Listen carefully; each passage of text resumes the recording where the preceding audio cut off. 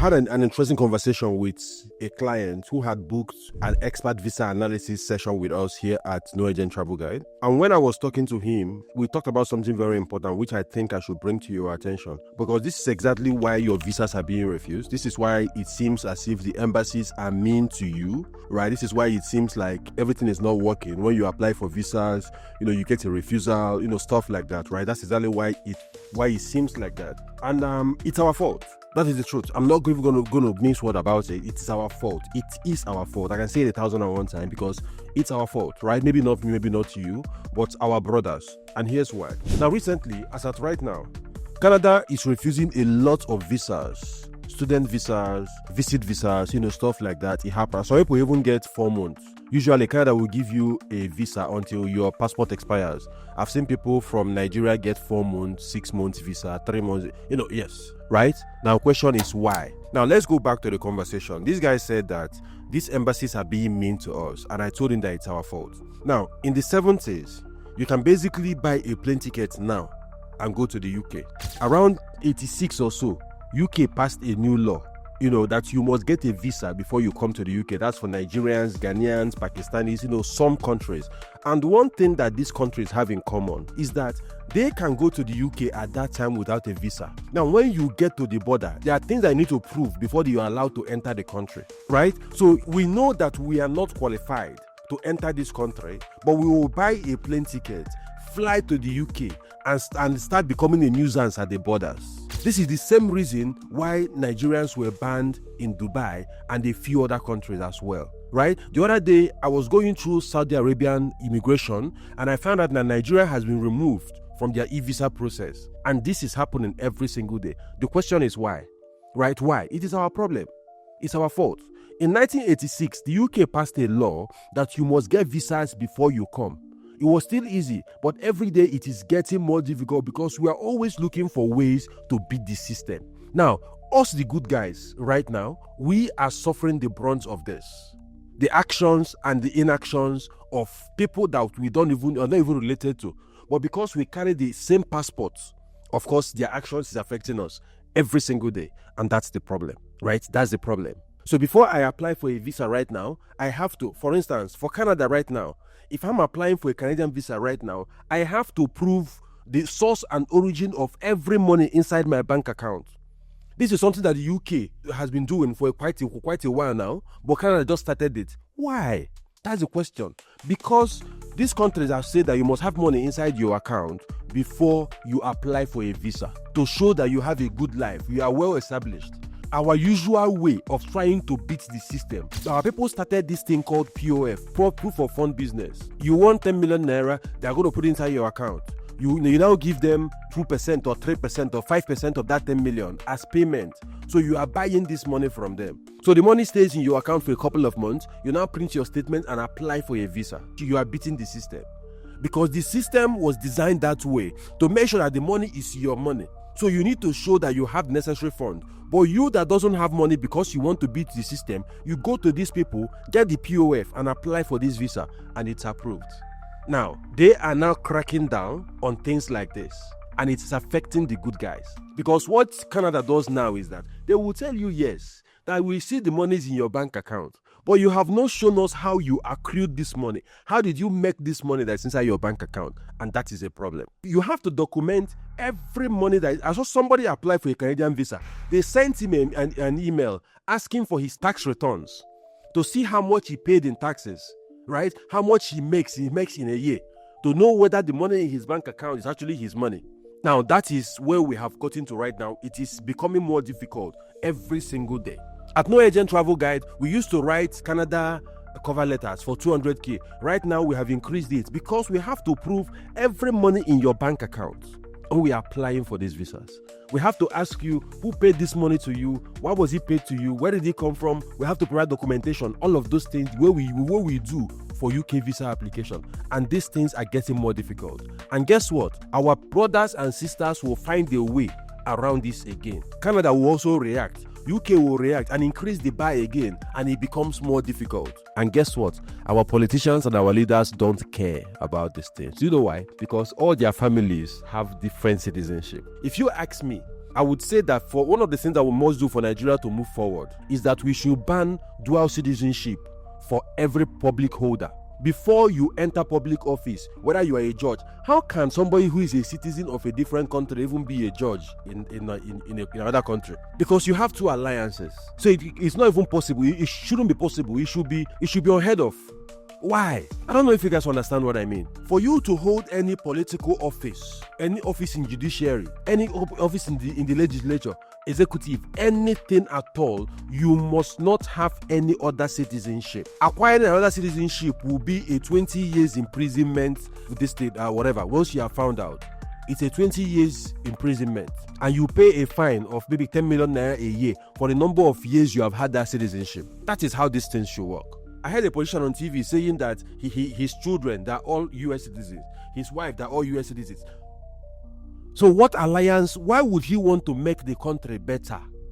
Do you understand? Because it doesn't affect his kids at all. You get what I mean? So we have Supreme Court justices, we have lawyers, we have magistrates, we have judges who are citizens of a third country. And this is the problem. So why would they want to fix these issues?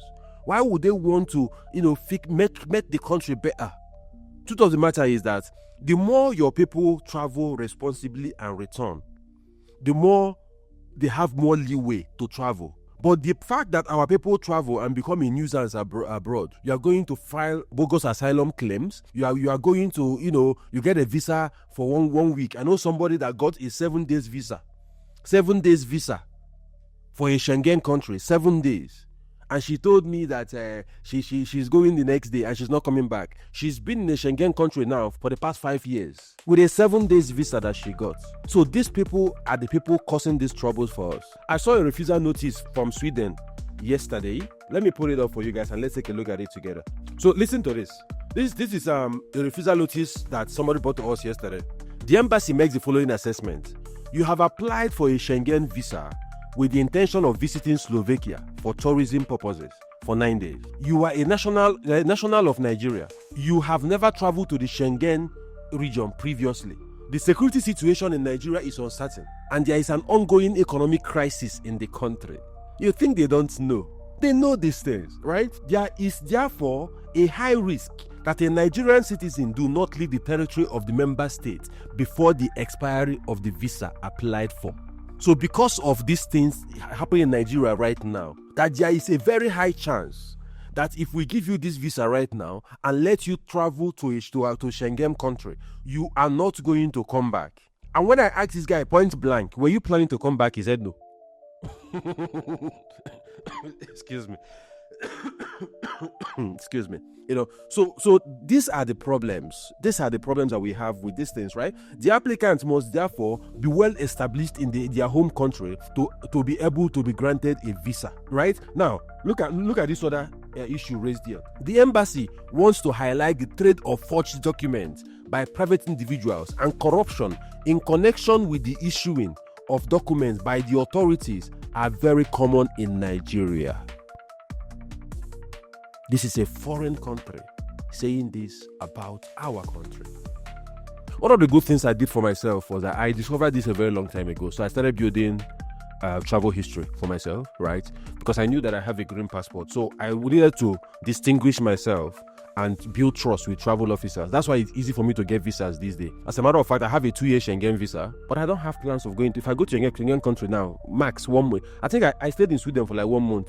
In 2024. That's the longest I've stayed in a different country apart from Nigeria. And some other person, somebody that has a Ghanaian passport, can just buy a flight ticket and go to South Africa. But you that is a Nigerian, and these are the problems. These are the problems. So it says that despite measures to combat document fraud, such as the implementation of the National Identity Management System and the collection of biometric data in database, document fraud is still widespread in Nigeria.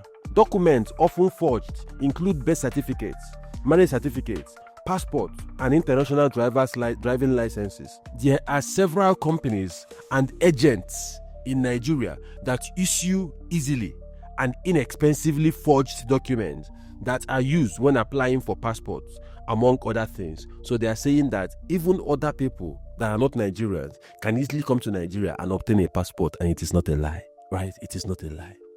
And these are the problems. General Country of Origin Information Reports on Nigeria, January 2023, page 37. They even reference the documents, right? You get? So these are the problems. So for you to get a visa, the barrier is getting higher. As these things are thriving, they are discovering the strategies that you are using, right? And they are fixing it. People come to us and say they want to do package visas. I'm like, what's that? Right? We don't package visas. You bring your documents and we use to apply for you. Somebody said, if I bring my passport, can you provide the documents? I said, no, I cannot.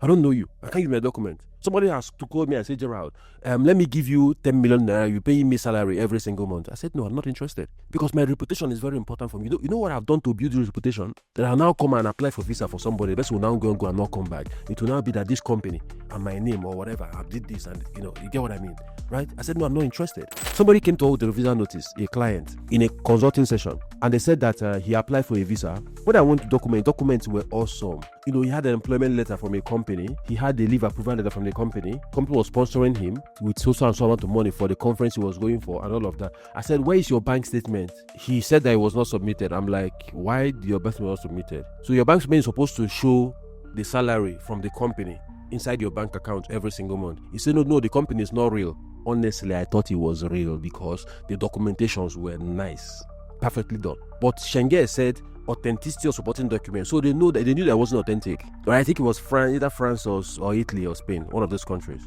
Right? So it got a refusal. And when I was reviewing, I was like, if you say that you work in a company, like for instance now, I own No Agent Travel Guide, which is a trademark of Advantage Limited. So the parent company is Advantage Limited, and I own a lion's share in the company. So I basically own the company, right? And the thing is that everybody that has worked for us at No Agent Travel Guide gets a salary every month from No Agent Travel Guide. Everybody has HMO, health insurance, from No Agent Travel Guide. Axamansat handles that for us. Of course, we pay that. I, as a CEO, I have a salary every single month as well. So if I tell you that I work with Advantage Limited, you go to my bank statement, you see salaries from my bank statement every single month. So that is something that you cannot doctor.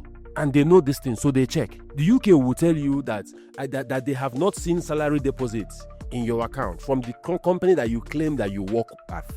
Do you understand? So that becomes the problem. And the more we do these things, the more these people laugh and the more they tighten up these things. Because they know.